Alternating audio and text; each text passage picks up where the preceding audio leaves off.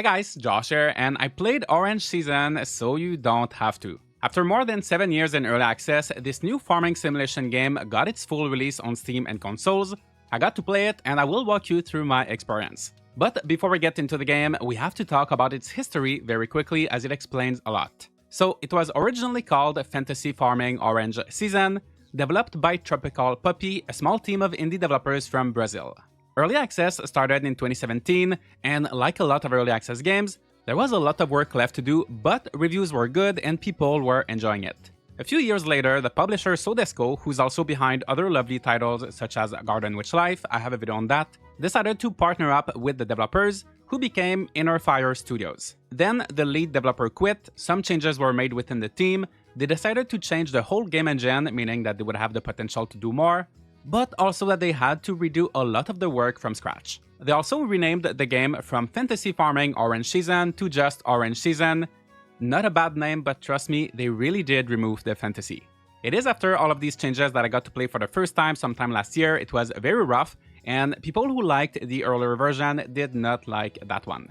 But now, even more time has passed, everybody deserves a second chance, it is a full release, there is even a physical version, so did they make Orange Season great again?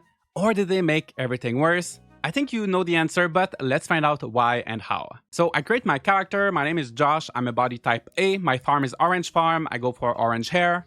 I choose between 12 different cats and dogs, there's a great selection, this is my dog Lemon.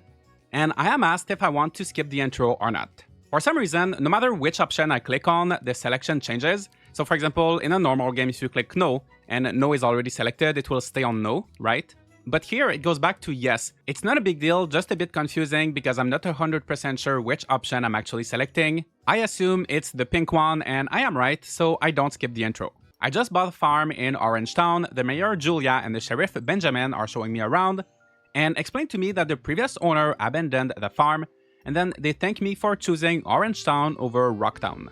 I'm also being told that everyone in Orange Town has a heart of gold and that I should go thank all of them one by one. This already sounds like I joined some sort of cult, but let's roll with it.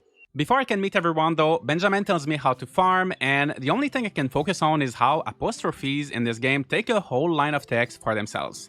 I don't know why, I've never seen that before, but the apostrophes are super high up, and that creates very distracting gaps between each line of dialogue. Benjamin tasks me to bring him 5 turnips, and asks me why I came here, and then my character says, I came here to finally feel alive for the first time in my life. And so that's when the first day ends, I didn't get to live much of it, and I wake up on day 2. A tutorial pops up to show me the controls, but I left click, not on any particular button on the screen, I just left click in the middle of the screen, and the tutorial disappears to never be seen again. I check around my house, there's a washroom where I can flush the toilet, I can also interact with the bathtub, but my character breaks the 4th wall and tells me he's too shy. I can also turn the lights on or off, which is fun, and I can see the weather forecast for tomorrow on the TV. Time to get to work though, I get out of my house and I start clearing things up in my field. I pick up some branches, fruits, and right away it's kind of jarring because there's no animation for picking things up, no text or pop-up anywhere on the screen to tell me when I get an item, they just instantly disappear from the ground as I click on them and appear in my inventory. This is a full release. My field is filled with cocoa beans, oranges, papayas, blackberries, but they're not around trees or bushes, just in completely random locations. One thing I do like though is that Orange Season has a lot of tropical fruits such as guarana, which are very common in Brazil but not seen in a lot of other games. I then start farming, and I say this often, but my number one rule or observation with farming sims is that if the farming does not feel right, the rest of the game won't.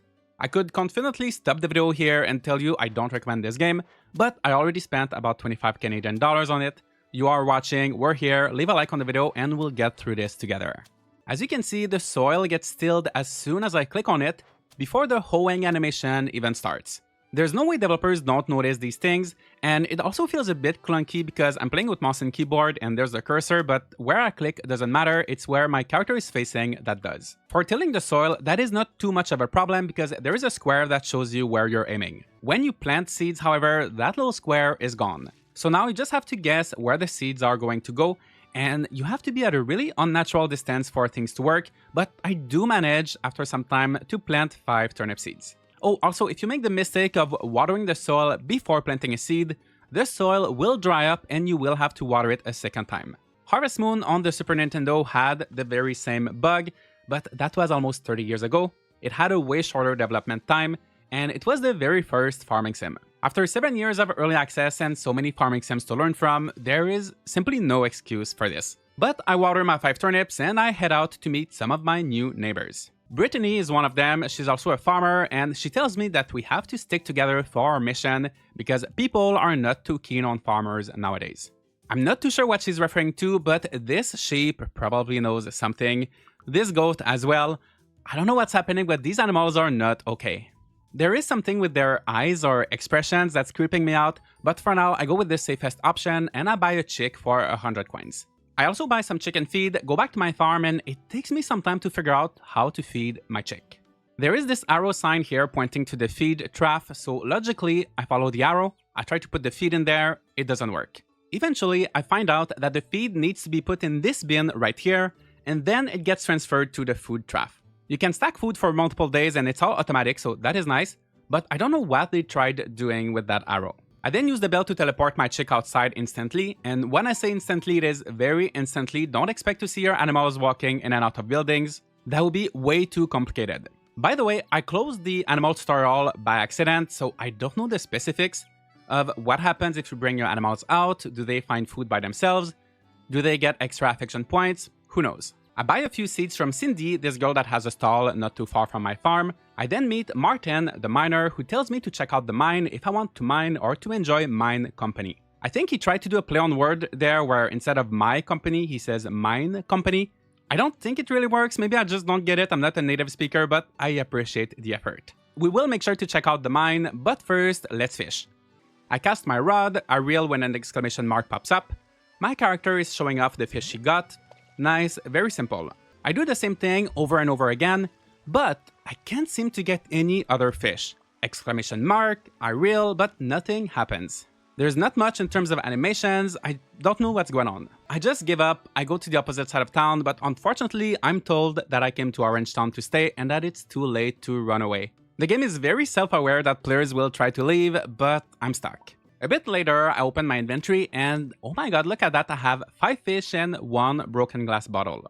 So it turns out that I was catching fish every single time I tried fishing, but I only got the proper animation showing off the fish once. It's getting late and I decide to head to the inn to meet some of the villagers. On my way there, I see Victor the blacksmith who gives me a quest, but before I can do that quest, I need to complete my first quest of meeting everyone. In the inn, I meet Devin, he's the guy who buys what I put in the shipping bin, and he also has a quest for me, but before I can do it, I need to have greeted everyone. Next, I meet Chloe, the owner of the inn, and guess what? She has a quest for me, but I have to meet everybody first. So now my journal is filled with quests, and they're all conditional to finishing my first quest of meeting everyone. So I have met 19 of them now. There is a page where I can see who I met. And I know there are 36 spaces on here, but actually there are only 30 characters to meet, at least in the beginning. The game doesn't really tell you that though, so you just have to keep meeting people, and it's so hard to keep track. These kind of quests asking you to meet everybody annoy me so much in farming games.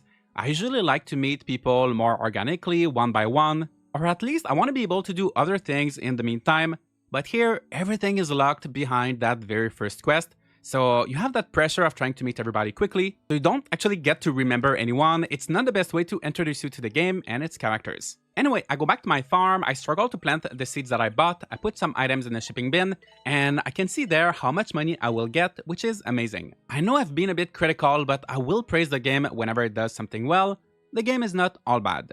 So it's 10 PM, it's dark outside, I get inside my house, and there I see these very prominent, clearly visible sun rays blasting through the windows. Next day, I water my crops and decide to explore the forest. I forage a few things, it still feels so weird, and when I pass near this river, the fishing tutorial pops up.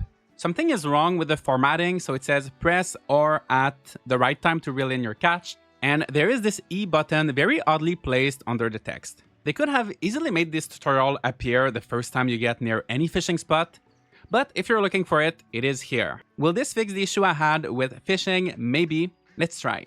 No. Fish still instantly appears in my inventory without any visual cue, text, or anything. That being said, if I fail to catch a fish, then a dialogue pops up telling me that the fish escaped and exactly what type of fish it was. I feel like it should be the other way around, But the most important is I did get some fish, and even though it's 9 a.m. on a bright and sunny day, I got this fish that is supposed to appear in rainy weather at nighttime according to its very clear description. Maybe they just made a mistake with this specific fish, so we'll have to fish again and find out later. Speaking of later, I head back into town and I see a board with a schedule for 3 festivals to look forward to. 3 festivals in the whole game. Tomato War on Spring 14th, Swimming Festival in summer, and Chicken Race in fall. I tell myself I'm going to play until the Tomato War so I can experience a festival, and then if it's good, I'll keep playing. If it's bad, I'm quitting the game forever. I then go to the beach, pick up some seashells on the ground, I shake coconut trees and I do get coconuts from them, but there's of course no shaking animation, no coconuts falling from the trees. That's just how this game works, don't expect too much. I meet a few more people and I think, okay, now I probably know everyone, so I go see Julia and then she's like, No, I know you have not met everyone, Josh. Please try to meet everyone. We don't want you ostracized, do we?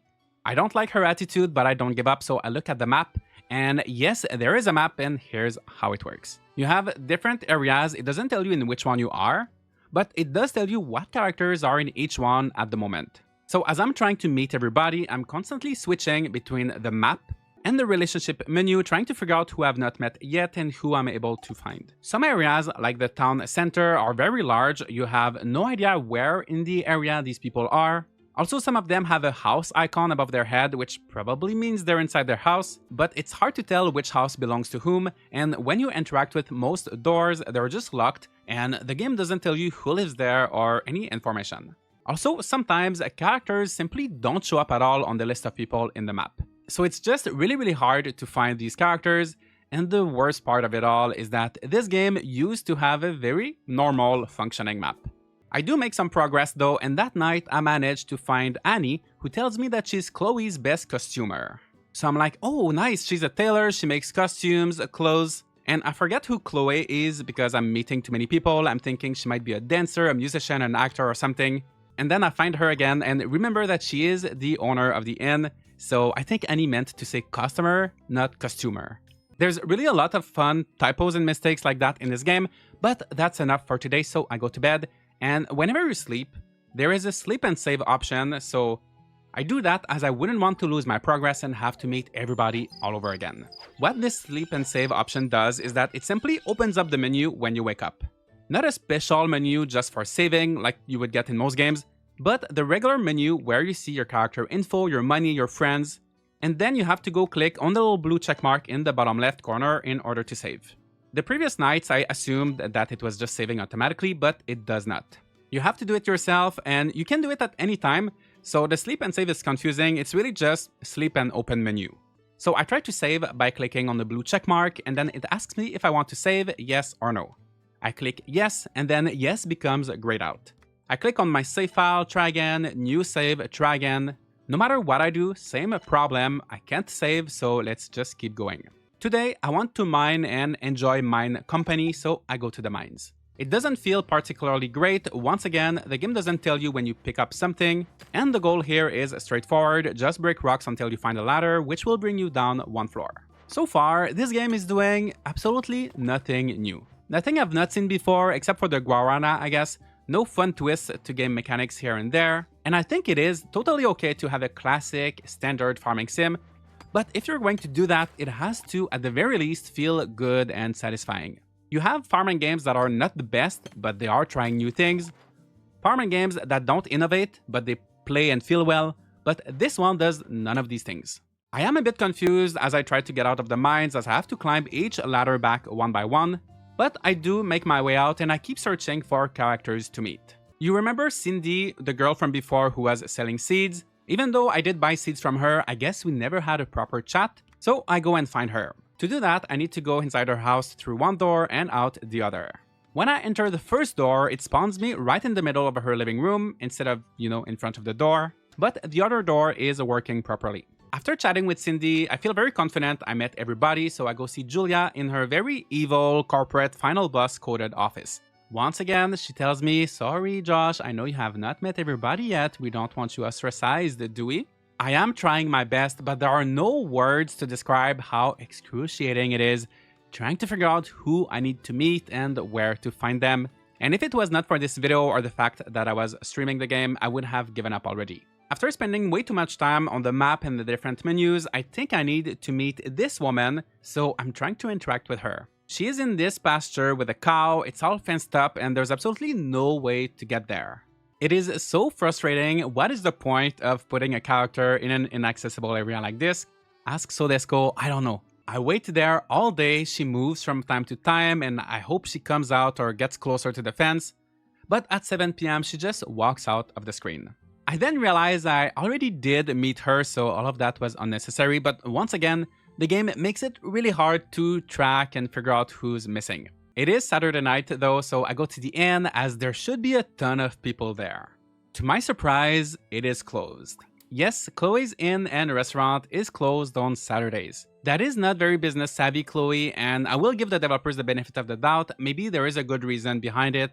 But to me, having the place in town for people to hang out being closed on Saturdays makes it feel like they just picked completely random schedules for the different shops. So I sleep and save, but I still can't save, and when I wake up, I find some honey in a tree. As soon as I try harvesting it, bees start chasing me. As with everything, the game does not provide many cues as to what's happening. Did I pick up the honey successfully? Are the bees hurting me?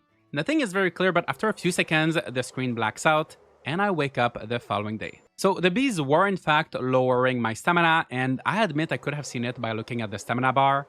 But my character displayed no animation or sound effect showing that he was getting hurt. I don't feel anything when playing this game. Whatever happens, there's no feedback and it's all so empty. I'm glad I got to skip a day, however, I then spent over 30 seconds trying to harvest my 5 turnips, and I don't know what happened, but I'm finally able to save, and I meet the last character that I was looking for.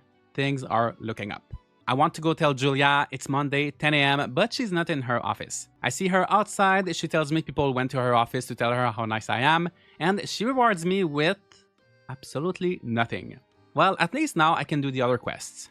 Benjamin gives me 200 coins for the 5 turnips. I go tell the good news to Julia, who is in her office now, and she asks me to bring her 20 sugar canes as they are building a machine for the mine, and that everybody will love me for it. I will work on that soon, but first I need to clear up some of my easier quests. Let's start with Devin, who supposedly has a welcome gift for me, and you guys are not ready for this drama. I go see him, he asks me why I came to Orange Town, and then right after asks if I'm also running away from the bank, followed by ha ha ha. First of all, I am not a great writer by any means, and I know I wouldn't do well writing dialogue for games, but one thing I see in a lot of indie games is characters that say haha all the time.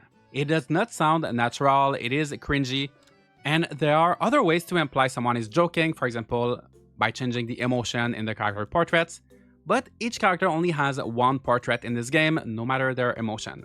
So there's lots of ha-has, but let's continue. Devin adds to his joke by asking how big is my debt and if they made me run with my tail between my legs, haha. Then I have 2 choices for my response. Either I came here because I'm wanted for 9 different crimes, or I came here to get away from nosy people like you, haha. I go for the second one, but you can tell either way my character is just leaning into the joke and we're having a good time. So far, so good. Devin responds, ha ha ha, in capital letters this time. What's next? Are you also running away from your family? Did they threaten you with hammers? And then my character says, what? And Devin says, yeah, or did they tell you they would make you learn true respect? Haha. Not particularly funny, but I know it's supposed to be a joke thanks to all of the hahas, so I'm ready to move on. My character, however, this guy is not ready to move on. I have to respond, and I have 3 options now. You must be a clown to make jokes like that. What a sick joke. Or I'm an orphan, you idiot. I don't know if I missed something, but we were just casually joking along, and out of the blue my character is super offended, and all of my responses are so angry as if that was the only natural way to respond. I'm confused, I tell him I'm an orphan, he says, what? And then here I go, yeah, what? What kind of joke is this? Do you treat everyone like this? Is that why there's no one left here? With jokes like that, it's no wonder. Devin is normal, so he's just as confused as me, the person behind the screen, and then my character keeps adding and says, this kind of joke is uncalled for, you need to find something else. Devin says, aren't friends supposed to have fun? Then the character that I totally regret having named after myself says, close friends, maybe we just met. What's your favorite food is a better opener. So Devon asks, what's your favorite food? My character gets super mad and the conversation ends. I don't mind the protagonist having a personality, but it's the first time I see him say more than a few words and he's the most insufferable person in the world. Why is he so offended, so angry? I hate him, but I have to keep playing as him for the rest of the game. I also still have no idea what the welcome gift was and if I received anything from this quest, if we can even call that a quest. The next one is from Chloe, who tells me that gift giving is really big here, but that if you gift someone something they hate, tragedy will follow. You can probably see where this is going, but she gives me some dessert to deliver to this guy called Lucas. But that's enough drama for the day. I need to sleep and save. I wake up and this shirtless guy with blue overalls is on my farm. His name is Billy, and Billy tells me he was the previous owner of the farm. Julia kicked him out and replaced him with me. Instead of confronting Julia, he tells me I'm the thief, and I guess I used up all of my anger yesterday, so I politely tell him that he can't do that legally. He says he's gonna go tell everybody that I'm a thief, and we'll see how long it takes for them to drive me out of town. On one hand, I would love to be driven out of town. On the other hand, I am now intrigued by the story. Maybe Billy is right? Is Julia doing some shady stuff behind the scenes? Before figuring all of that out, I decide to buy my first cow, Milky. Just like in the chicken coop, there is a sign with an arrow, and it says there is 0 hay left in the pile. I try to figure out where the pile should be. Obviously, I'm holding hay and I interact where the arrow is pointing to, but I can't figure it out. Everything is so unclear in this game. I have no idea what the developers tried to do with these arrow signs. There's probably a way to feed the barn animals automatically, just like the chickens, but for now, I just feed them by hand. After I'm done with my chores, everybody in town is saying bad things about me, that I'm a criminal, and that they're not sure if they can trust me anymore. I want to redeem myself, so I buy the 20 sugarcane seeds that I need to grow for Julia, and I plant them. I also let her know about Billy, and she tells me that he's a con man who ran his farm into the ground. If people decide to believe him more than me, that's their choice, it's my problem. I should just forget it and get back to work. I hate her, I hate Billy, I hate myself, I hate everyone in this town. I love a good conflict, but every single character is so unlikable. And it's not getting better. I deliver the food that Chloe asked me to give to Lucas, and he hates it. He's complaining, he says he's gonna be sick, and now he wants me to catch a herring for him to feel better. I catch one at 3 PM, even though it's a nighttime fish. I bring it to him. Like with most quests, I don't get any reward whatsoever, but he gives me another quest where I need to deliver pizza and ice cream to Talia. I also decide to give Lucas all of the other fish I caught. I have quite a few. So I'm now at 2.5 hearts with him. You could max out your relationships in one day if you wanted to, but don't get fooled by the hearts. There is no romance in this game. This is very misleading because the wiki and also older posts from the developers on the Steam discussions boards indicate that there will be romance and even same-sex marriage from update 0.7. We are way past that point now, and the new developers and publisher are outright saying that there's no romance. They're not gonna say it, but let's be honest, they just gave up on that game. I am not giving up though. I see little Billy practicing his moonwalk, and I have to say he's a natural. Day and night, up and down, on the floor, in the round, everywhere I go, Billy's dancing. I don't know where he lives or sleep, but someone has to tell Billie Jean to come and get her kid back. I go see Talia deliver the pizza, and who doesn't like pizza? Talia. As always, no reward. I don't know what's the point to any of these quests. I don't know why everybody's so picky and annoying. But now I have to deliver a Rubik's Cube to Lucas. A Rubik's Cube. Not only are they making a bad game, they're also looking for legal trouble. They could have called it a puzzle cube, cube toy, switch a few letters around. I'm sure the legal team at Rubik's Cube has their hands full already with more important things, Rubik's Cubes, but I don't understand why the developers would take a risk like this just to name an item. Especially when it's not useful at all to the plot. I give it to Lucas. He kind of ignores it and just responds by asking if Talia likes Pirate Samurai. The dialogue feels so disjointed in Orange Season. It's as if each line was written by a different person, and as the player, you have to think really hard to figure out what they're trying to say. So that long chain of hated gifts is finally over, and I'm still not getting paid. I have some money that I made from foraging though, so I go to the store and buy a houseplant. Let's decorate. I go in my house, select the plant, the little square cursor thing appears, but no matter what I press, it's not placing the plant. There's not much left to do, nothing works in this game, but there's just one day left before the Tomato War, which will decide whether or not I keep playing. I harvest all of my sugarcane, I look for Julia, and while she could be inside the town hall where it's always sunny and bright, or even this general store, look at this beautiful sunlight, but no, she is enjoying the raging thunderstorm outside. I give her the sugarcane, she says that Rocktown will become Happy Town. Anyway, she goes on saying that if towns need help, well, I need to help them. And that we're not like Billy, right? Of course, we're good people, and if I refuse to work, well, Billy will do it because you're not a good farmer, Josh. She is so clearly manipulating me, it's so obvious.